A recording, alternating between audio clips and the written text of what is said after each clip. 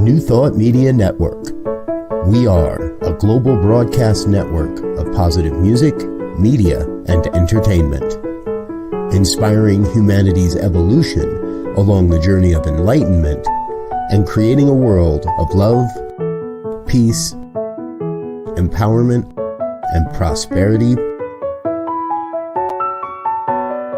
for all. New Thought Media Network. Positively inspiring.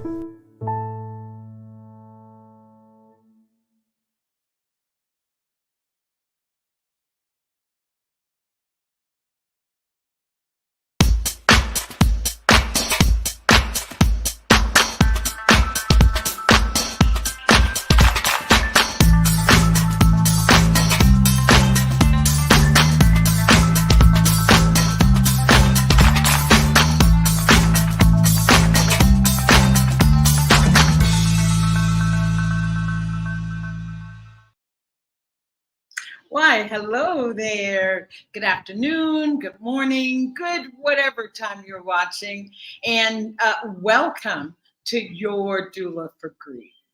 And I am Bonnie Gonzalez. And a little bit about me before we just launch into our beautiful program. A little bit about me. I am a grief coach. I'm a registered nurse. I'm a religious science practitioner. I am a licensed soul collage facilitator, and I am right now so privileged and honored to be completing a grief educator, a certified grief educator program with the world-renowned grief expert, David Kessler. So that's a little bit about me. But as I love saying, the most important thing about me is that I am a human being right here on the planet with you right now, during this really sometimes turbulent and auspicious times, and sometimes it's a beautiful time. So right here with you. And I want to say welcome. I want to invite you to make this show about you and for you. And first of all, I want to congratulate you, and I want you to congratulate yourself on making you the priority today by joining in to the program. And if it's your first time joining, I just want you to know that you have come to the right place to begin your healing from grief. And if you're returning, I'm so excited to know that we have a relationship and you trust me to come back week after week. And so I invite you during this time, drop a comment, say hello. Just let us know that you're out there listening, and would love to have any questions that you're holding. Don't go away without having them answered. So why don't you go and get a cup of tea or a cup of coffee or a little drink or whatever it is that you'd like to have, and just kick back for the next hour. I want to just talk just for a minute about loss and grief, as I usually do. Today, our theme is grieving the loss of identity. And I always talk about loss and grief, and here's what I want to say today to make today's program just a little bit different. It's that remembering loss is what we experience, and grief is what we feel. And there are a myriad of losses that we experience that we may not sometimes realize it's a loss. Death, of course, is the biggest loss. I always say death is the mother of all losses. It is the deepest pain that you will experience during a lifetime. So know that death, we're giving it its rightful place and its dues. But I want to say there's so many other losses that we don't stop to consider as a loss. Loss of friendships, divorce, a loss of a job. Maybe you lost your home. It's a loss of health. It's like nobody died, but you still have a loss. And I refer to those losses as living losses, where there wasn't a death that was involved that caused the grief. but another loss. And then grief is all of those emotions that we experience in relationship to that loss, which is, of course, sadness, anger, numbness, confusion, sometimes just not even knowing, not even being able to express what it is that you're feeling. So that is loss and grief. So loss is what we experience and grief is what we feel. And I say as well that there's 3 pillars for me with working with clients that are in grief. That grief needs to be talked about. Grief needs to be heard. Grief needs to be shared. And grief needs to be validated. And sometimes we need to talk about what is going on for a long time. There's no cookie cutter, or there's no magic time or window that passes that we say, oh, you've got to be over that. No more talking about that. No, you talk about it until you feel a shift in that emotional aspect of your grief. And here we're talking about loss and grief, and I've got a little bit of a noisy background today. I don't know, I live down here in Mexico, and there's lots of birds here. Usually this time of the year, the birds have migrated back to which they came from, but it sounds like some of the birds have decided to stay. So if you hear birds chirping, I feel like that's just applause from nature, that what we're talking about and sharing is definitely vital, important, and to continue.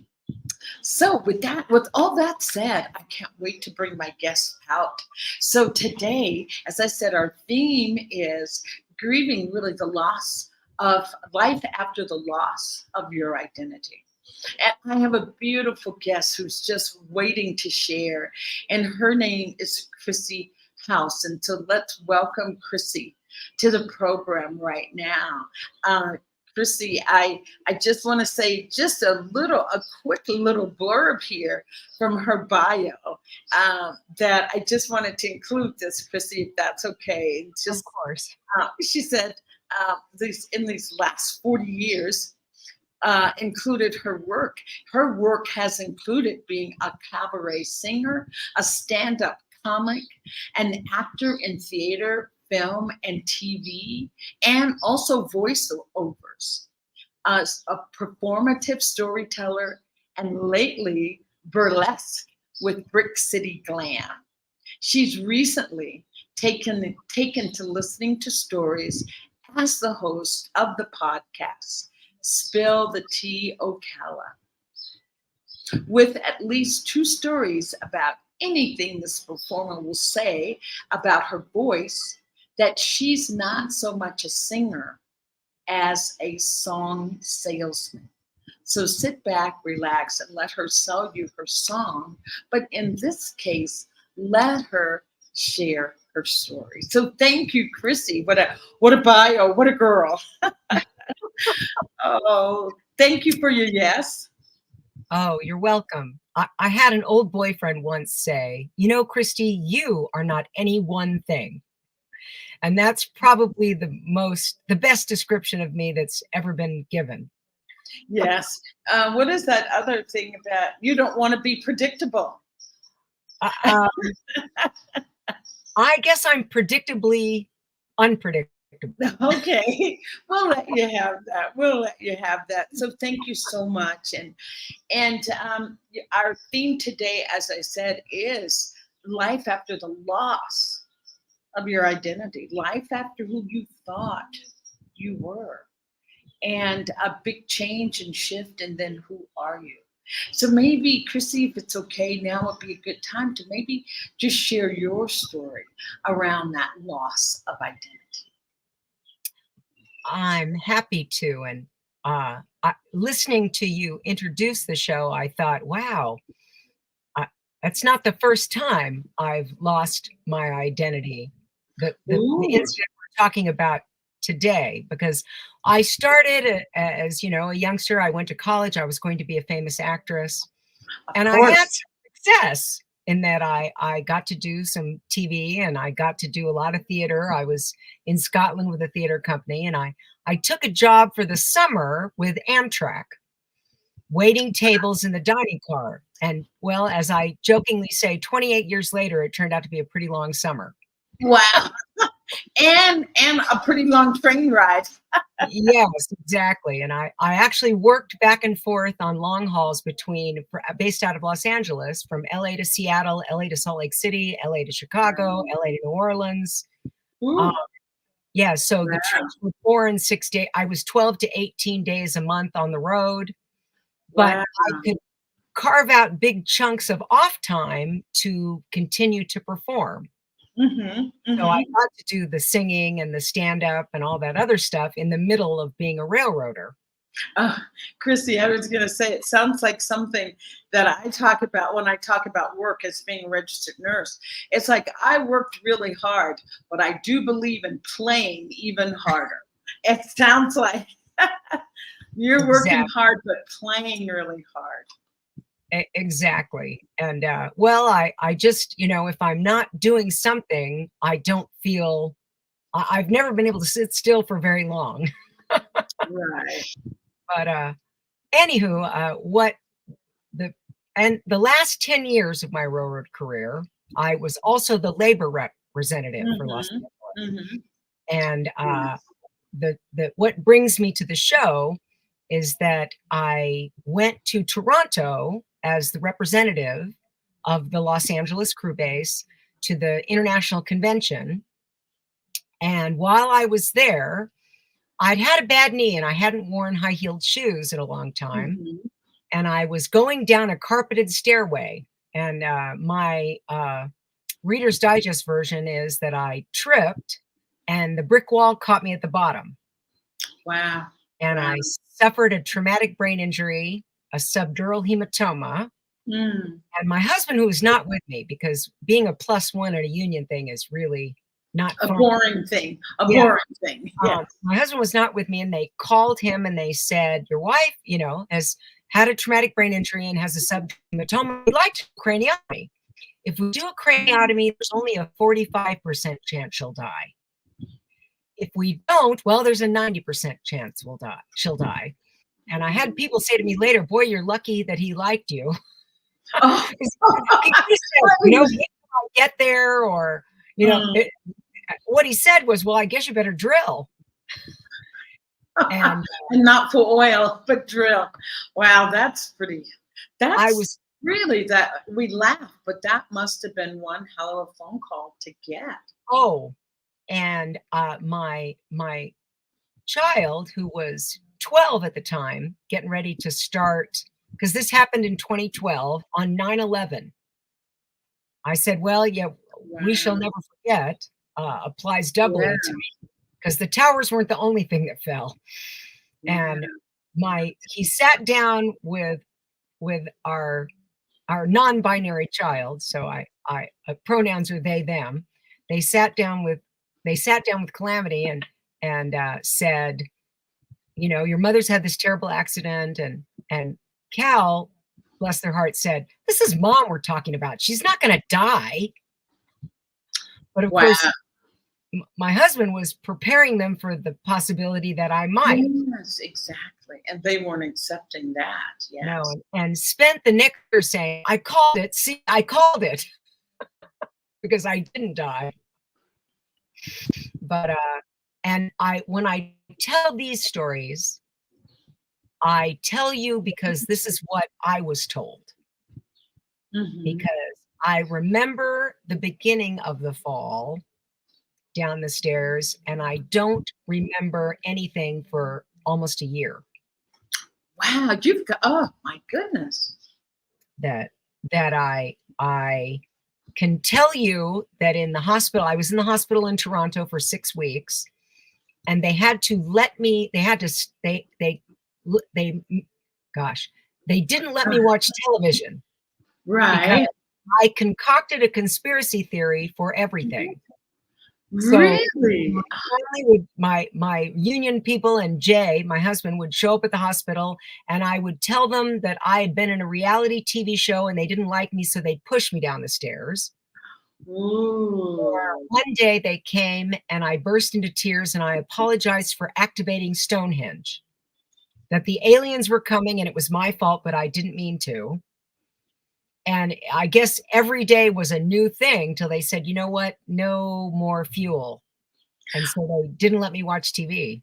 Can I ask you a question? Do you have any memory of that time, that year, with, beside them saying what was happening? No.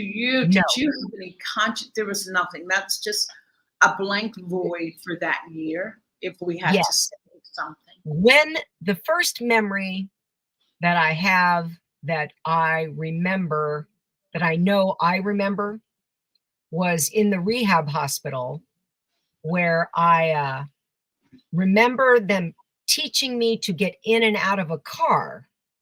And they had a fake car door and it was sealed, that I had to practice opening and sit down in and shut the door. And I remember being extremely annoyed by that and irritated that they were making me do it over and over again.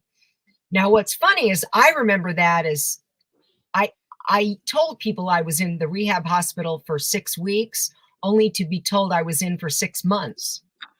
Oh my goodness. Yes. That just really must be terrifying. Well, I guess At it can't be the time, terrifying no, at that moment, but because you're no conscious awareness.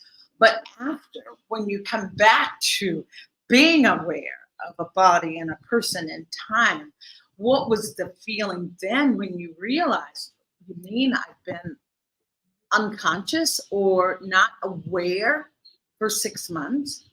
well, the fear when I got home was more, I had constant vertigo 24/7 for Mm. over a year. And then I had 5 days a week where I'd wake, and the damage to my brain was occipital lobe.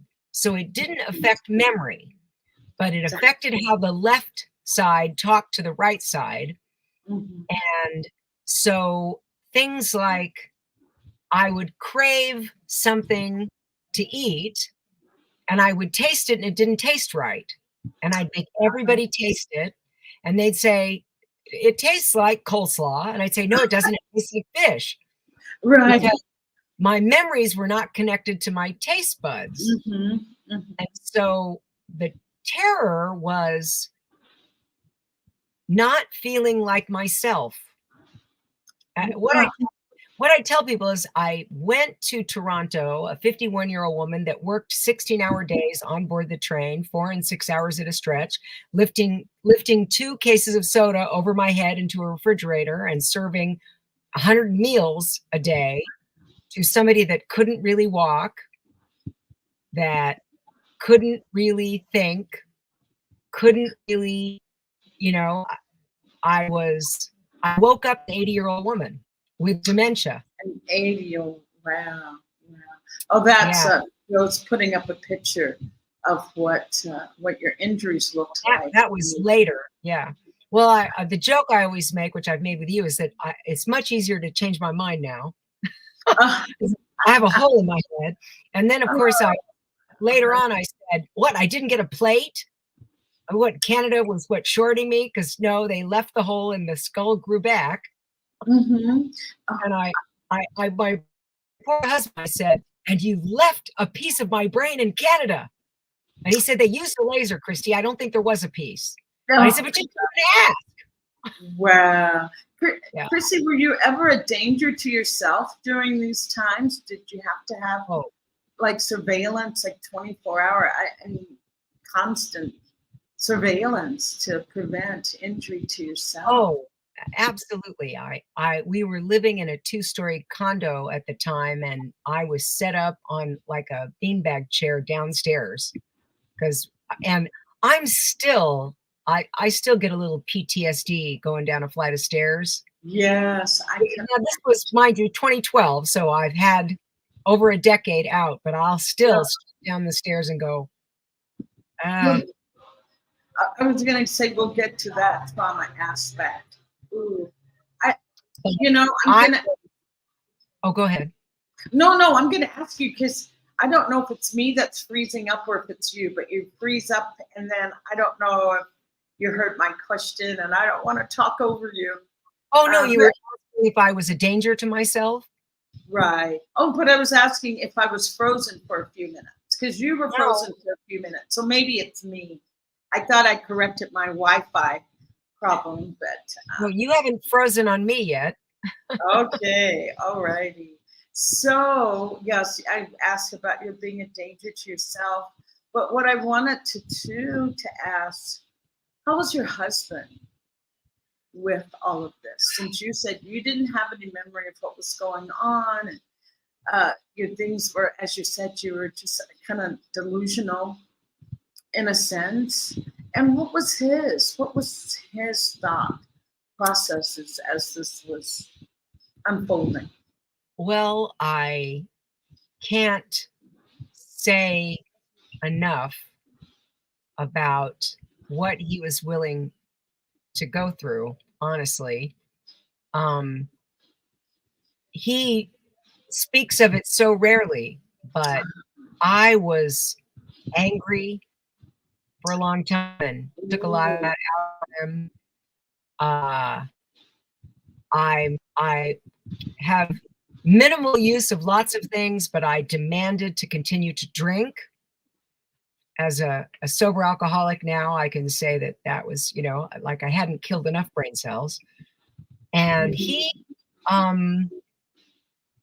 took it all in stride, really. But I know he must have wondered. And then I jokingly, we moved from California to Florida in the middle of this. And I have said I was taken hostage because I agreed to it in a moment of lucidity that I didn't remember as we were packing. So I was furious and demanded to stay in California. And he's, thought, I can't leave you here alone. And he was right. He couldn't have. I would have. Right. I was dangerous to myself and others at that point. Right. And so we've been here since 2015. I spent the first couple of years here angry and not really myself and wondering what, if anything, was left. I mean, I wasn't going back to the railroad, it didn't seem like. And was I ever going to be able to remember lines in a script? Words? Oh, that's true. Yeah. Was my avocation ever going to be possible again? I mean, because my work was likely not ever. And then I left where I'd worked for almost 30 years and the people I'd worked with and my only remaining family, to come to a strange and very different place than California, really. And I don't think I recognized at the time that what I was experiencing was grief. And that's what I want to bring that back to. It sounds like your initial response when you became aware of what happened.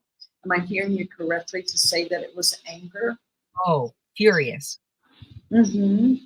With myself and with everyone that came close enough to catch it.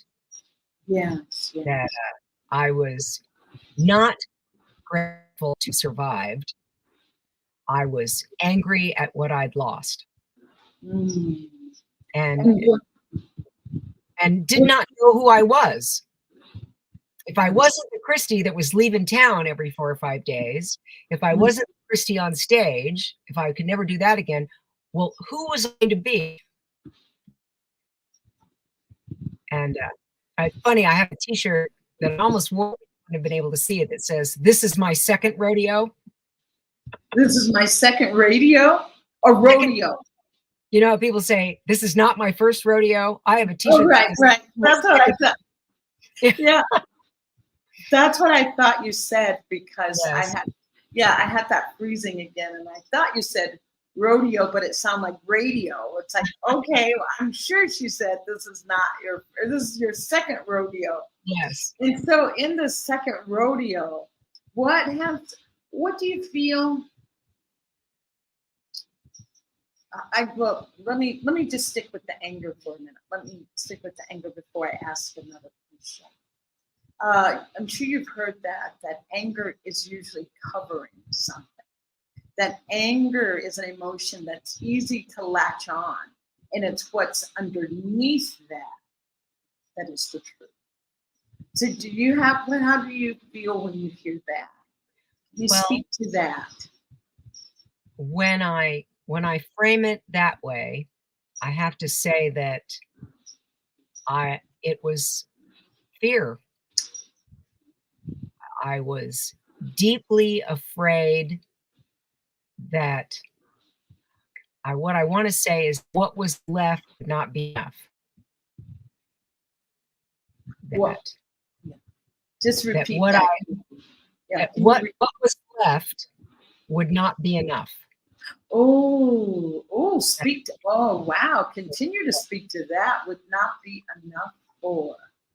That for me, for my family, I had, I won the genetic lottery in terms of health. Honestly, women in my family, with my mother being the only exception, and she was a smoker, tend to live into their 90s and hundreds. And I thought, gosh, I'm 50 something. What if I've got 30 more years of this? I mean, how many episodes of Special Victims Unit can I sit in front of before I decide I'm done? Yeah. Because I couldn't see, I wasn't functional enough to want anything again. And I was afraid, I guess, I'm honestly still afraid that I'm a disappointment, that I'll find the wall that I'm up against where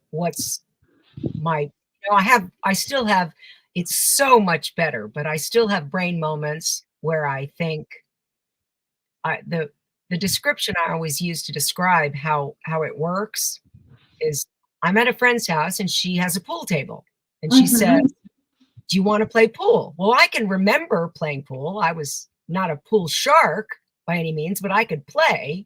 Right. I bend over the table and I can't make my hands make the shape because the memory side is not speaking to the functioning, to the side of how it's done. Yeah. And I never know when that will happen, when I will come up against something I haven't tried to do yet and go, oh, wait, can't, wait, how? So sitting here, I say to myself, maybe it's time to reframe it as I never know when I'll come up against the opportunity to learn something new. Okay. Wow. So I was going to say, how are you navigating that? How are you navigating that? It gets better and better, truthfully, as the years go by. I say I'm a miracle of Canadian socialized medicine. Because when my husband took me home to the States, in the midst of being delusional and dizzy and didn't want anyone to touch me but him. Wow, very protective, huh? He said to the doctor, he said, "Is this what I get for the rest of my life?" And the doctor said, "Sir, we have no way of knowing." And so that feel like myself again, which probably was really only in the last 2 years. Mhm. Or I guess like Christy 2.0. Oh gosh, Chris. It's good to have a sense of humor with this. It's good to have a sense of humor as long as you're still delving into the different. Well, remember, I was a stand-up. Yes, quick. And may yet be again. Yes. But I just wanted to ask you, so you had that traumatic brain injury, you had the surgery. How soon after that surgery did you come back home to California? It was 6 weeks.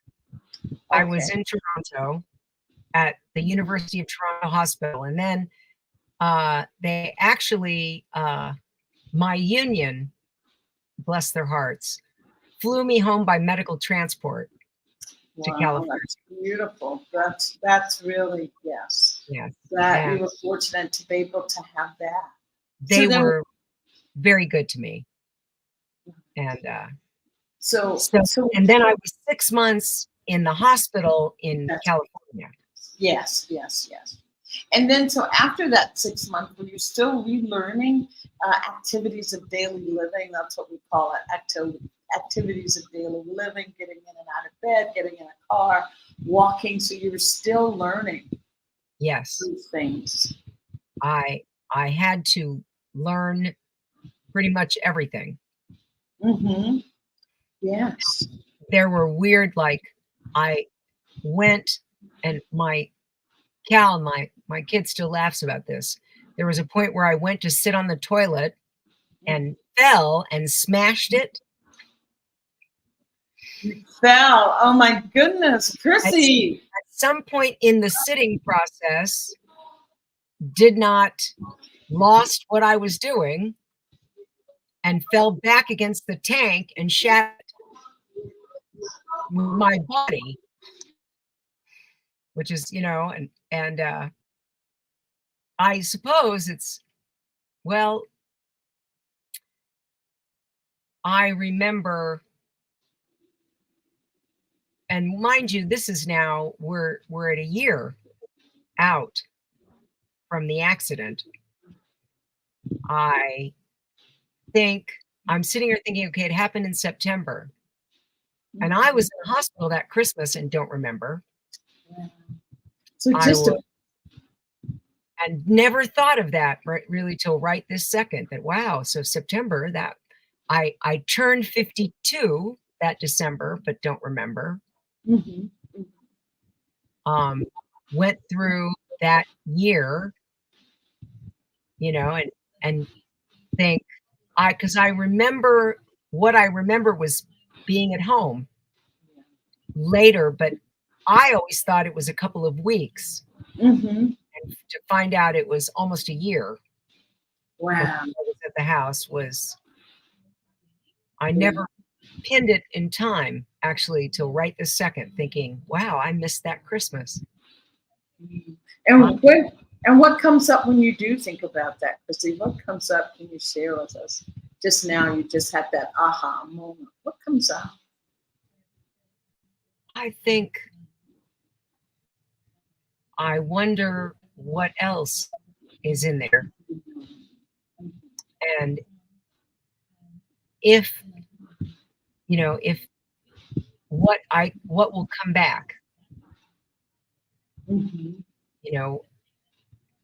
The frustrating thing, and the thing that will make me choke up, is that I was famous for my memory.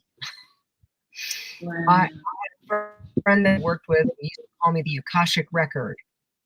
That she would say, "You want to know something? Ask Christy, she will remember it." And I could recite the names of everybody that was on the first crew I worked with on Amtrak, and I would tell people stories about themselves, and they would go, "Well, I'm glad you remember that, because I didn't until you just mentioned it."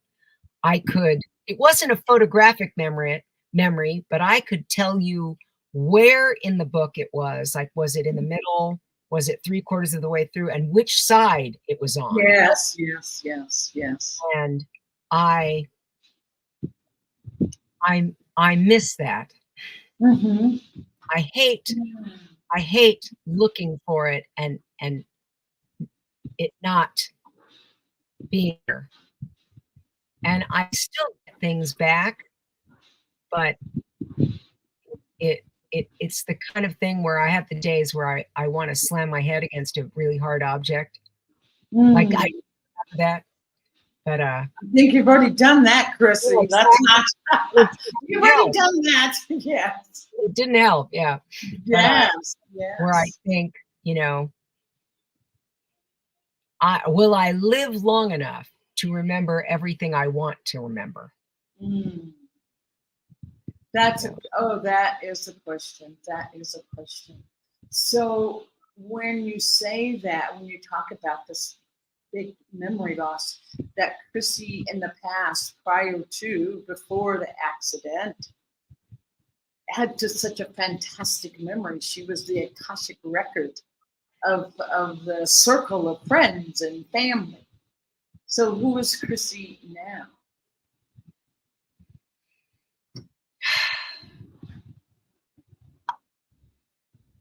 Well, I guess, who is Christy now? I guess, well, kind of in my bio that I have tried, I am less of a storyteller maybe than I am a story listener. That I have, one of my ambitions now is to write more. And I think, I wonder if I hadn't written more down, you know, if, you know, I guess Christy now appreciates the value of I guess of documenting. Okay. And I wonder if the Christy that found that so easy might have fared better if she had taken more time to live in the moment, as opposed to in whatever moment I was recalling. Yeah. They still tell me that my memory is better than most. Okay. Yeah. But that is, and I guess maybe that's the other thing that I would say is that my memory today is good enough. I drive myself crazy as a singer when the lyrics went away, and but at the same time, what's more important than the words, I guess, is the story that the song is telling. And I can remember that, even if I can't remember exactly what I'm supposed to say.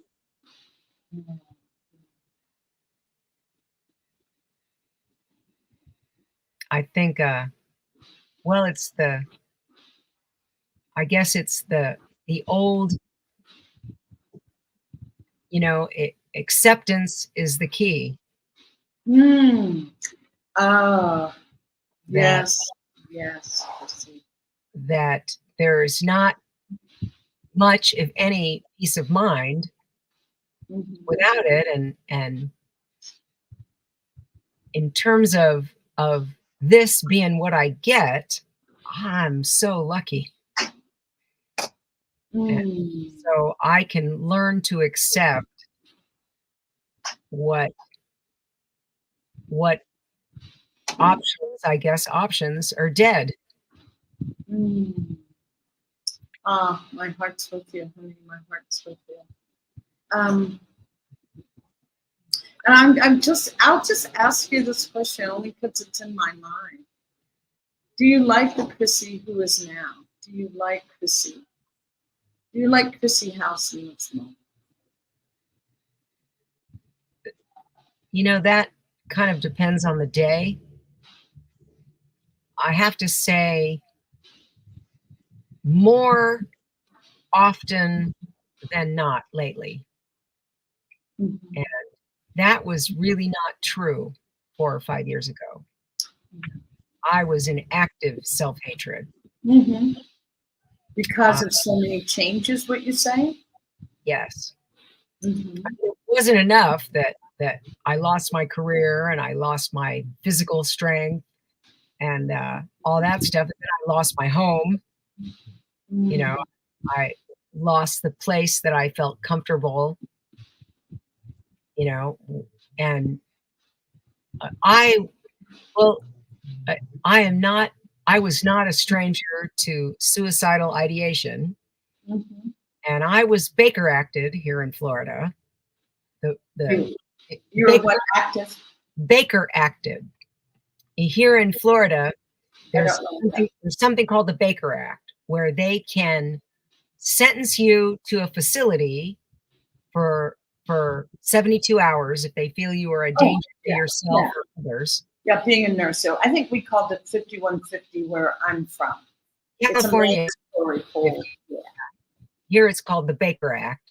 I see. I see. Now I understand what you're saying. And I had been cast in my first play, actually. Mhm. I had auditioned for something and gotten in, and I was at lunch before going to the first rehearsal. And this, mind you, is now, and I know I did this to myself out of fear, that I went to lunch before the rehearsal and had a few drinks. And then I realized I had left my wallet in the car. Well, I thought I told them that I was going to get my wallet, but apparently not. So they thought I was dining and dashing. Oh, I called my husband to give them a credit card number. And the woman that looked at the phone saw I had typed, "I'm going to kill myself if I don't make it to this rehearsal," and called the police.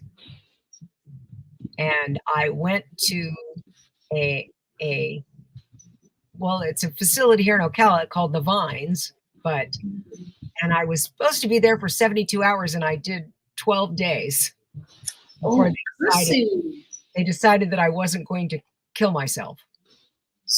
Well, I was going to add a comment, but I won't. I'll let you explain how you felt when that happened, because you talked about some depression. I wanted to ask you about that, but now it sounds like you've really hit on something, because I was going to say, how did you deal with this anger and this depression? What did you do to move through that? Because it's such a common thing after so many losses. It's such a common thing. How did Christy move through that?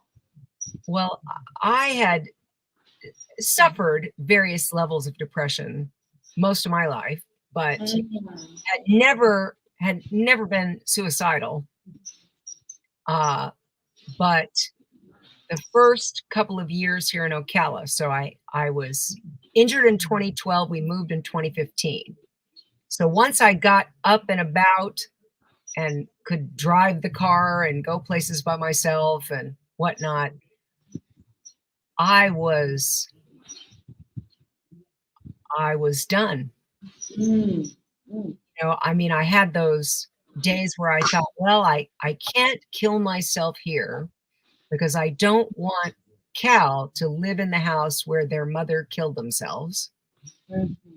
So then I actually did things like, I thought, well, will I take the phone with me so that they can find the body, or will I leave them at home and just disappear and maybe they'll think I ran off? I mean, I had a plan, kind of, sort of. And I honestly, it was that I would have framed it at the time as being angry, though I know it was, I was self-hating, really. You know, that I thought, you know, had I done things differently, had I not worn those shoes, had I not had a couple drinks, even though we'll never know if that's what. Yeah. In fact, See, might have saved my life, had I fallen down stiff, I mean, we'll never know except, and that's the thing, I guess, is that we'll never know. Mm. I don't know that I wouldn't have felt the same way, whatever the circumstances of the accident. Had I fallen down the stairs stone cold sober, I might have still been as angry. Exactly. Even if you hadn't put on the high heels, that could have still been a reality. My friend said that she started to tell me to change my shoes, and she walked around guilty for months. Wow. And I thought, no, and I told her, Linda, trust me, it's not your fault, that people all wanted to carry some piece of that, I guess. Mm-hmm. And so before going to the Vines, I didn't want, what I wanted was, I wanted another accident to take me out so that so that nobody would have to feel bad. Wow. My dreams were all of, lightning striking me, or, getting plowed into by a semi, but, and I was really tired. Mm-hmm. Exactly. Yes, I can hear that. Continuing to try and find myself again, or what was left, was exhausting, and exhausting for everybody. And so there was that feeling that not only am I not making myself happy, but I'm making everybody around me miserable as they try to think ahead to the things that, we can laugh about it now. Every time I left the house, Ocala, I got lost. For the first 2 years, got lost. Like I would leave the house and they'd go, well, and I would have to GPS my way home because my phone was not tracking, and I thought, gosh, my family is sitting here thinking, what are they thinking? Hope she doesn't make it back, or are they stressing, thinking, am I in a ditch somewhere? Yeah. It's a wonder they let you go. Did they ever feel that for your safety, maybe it was best, or were you just adamant about leaving and going and doing things that they couldn't stop you? I was adamant, and I am, there was a reason that I was a good union rep. That I'm when I'm in the fullness of that feeling, I'm super hard to say no to. Yeah. And then I also think that they were tired too. Oh, that's very true, Chrissy. Yes, thank you. That they got tired. How much longer were they supposed to fight? Mm-hmm. It's like, yeah, I guess it's just the equivalent of living with someone who does have dementia. It's how much can you prevent? How much can you watch, and how much can you be there? So, wow, I thank you for sharing that. So here's what I wanted to ask you. What was helpful in moving you through? I know you were at the Vines. What aspect of that helped move you through this depressive, suicidal state? This is going to, I guess, sound kind of corny, maybe. I made a friend, an older gentleman who was a retired Vietnam vet, who was a horseman, and I had horses my entire life. Wow.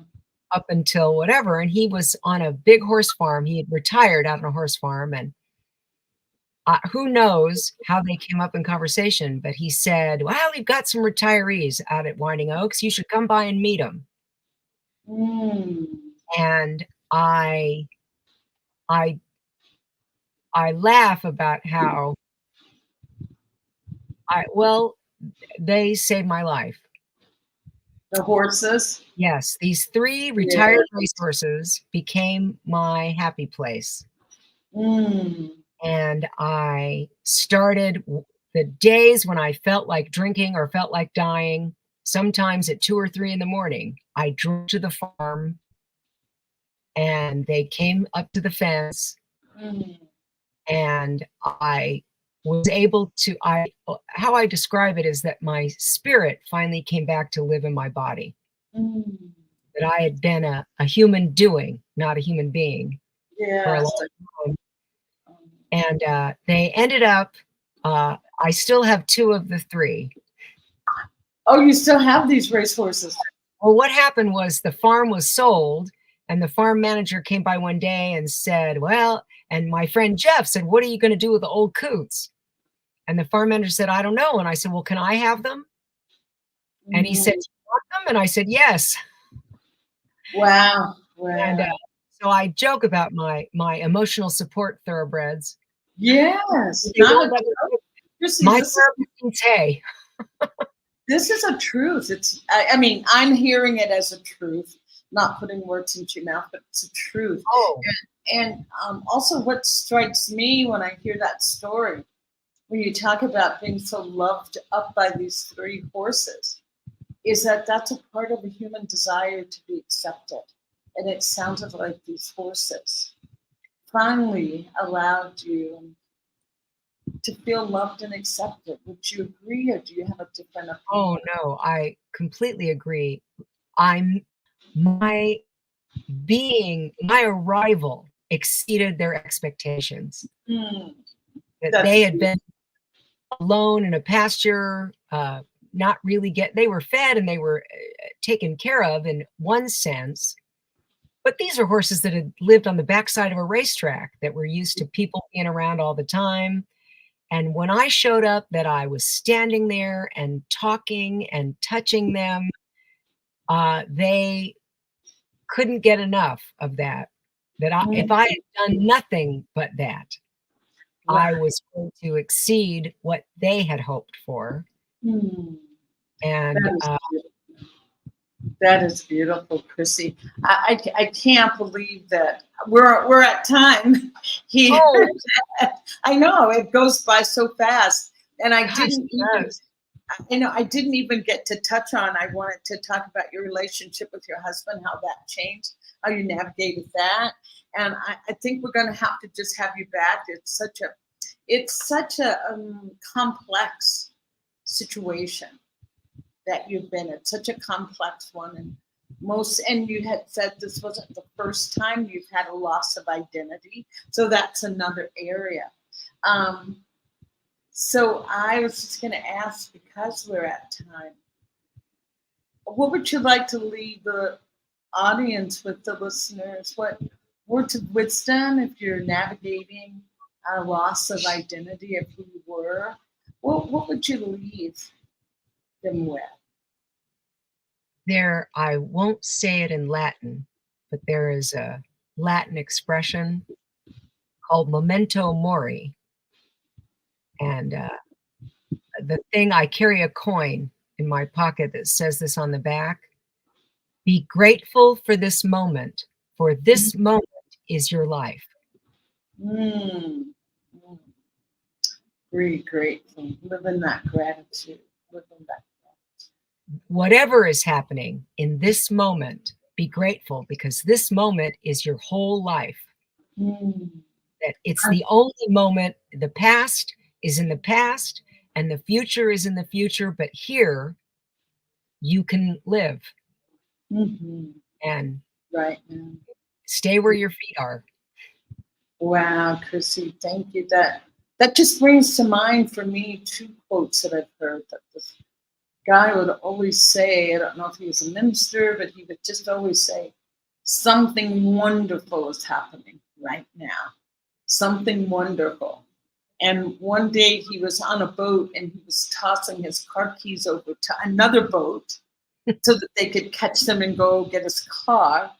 The keys fell short and fell into the water. His statement still was, something wonderful is happening right now. something wonderful in terms of figuring out things. And the last that I really love, and I use this particular mantra in my own morning meditation, and it's by Thich Nhat Hanh. And his is, I dwell in this moment, and this moment is beautiful. I dwell in this moment, and this moment is beautiful. And that's what I've just heard you say. That in this, be in gratitude for this moment, because your whole life is happening right now. So that is just beautiful, and I would love to have you come back. And there's other areas that we can delve into of your story, and just sending you love, just sending you light and love right now. Well, that's why they nicknamed me on the railroad Two-Story House. Two-story house, because two stories for everything. 2 stories. What is that? No, there's 3 sides to every story. Something about her side, his side, and then there's the truth. But I say it's not really happens that matters so much as the story you tell yourself about it. Oh my gosh. Well, just let us know what you're doing right now, where we can find you, how we can find more and see more of Christy House. Can you tell us? Well, I have found a new mentor and friend in a gentleman I struck up an idol. My plan B is kind of my life story. I'm doing a little podcast on YouTube called Spill the Tea Ocala. When you search you have to add the Ocala to find it, and we're kind of just going around and interviewing and looking at some of the interesting things that happen in this little town in north central Florida. And you get to meet the horses at some point. If you follow me, you'll get to meet my saviors. Beautiful. And, I am competing in a burlesque fest the end of the month, which unfortunately you can't stream, but who knows? And yes. I've actually had a friend. I will let you know more about this when I know more about this, but someone called out of the blue from my past to ask me if I would act in a pilot, in a 11-minute pilot for a reality TV show. Wow. So, end of the summer, I'll be filming that. Sounds like you're moving forward. Life is moving forward with, as I said, we don't move on from our griefs. We move forward with them. And you are a living example of that, moving forward with the past, moving forward with what you are navigating right now, these waters of adjustment, of the new and improved Christy House. There's nothing wrong with the old Christy House, but the new, what did you say, 2.0 Christy House? 2.0. Well, Christy, it's the thing that I don't know that you get over anything, but you can incorporate it into the you that exists. And so I'm not trying to get over it now. It's me in the process of being me. Yes. Well, Christy, thank you for being you. Thank you for showing up as you. And you're welcome to come back. I'd love to have you back. I would love to come back. Yes. And I'm just going to say thank you to everyone that's watching. And any questions for Christy, you can find her. Joe, if you put up her email again, that would be so wonderful.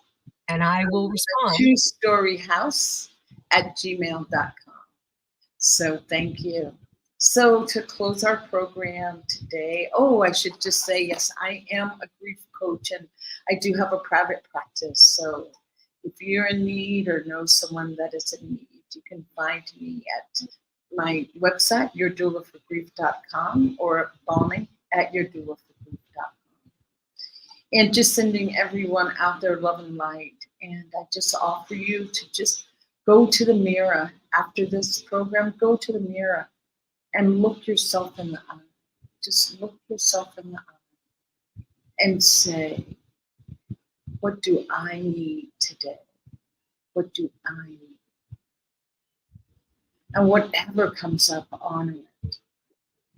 Because the very best thing you can do for our planet right now, and for those that are around you, is to take the very best care of yourself. That is how we live through grief. Making you number one and taking the very best care of yourself.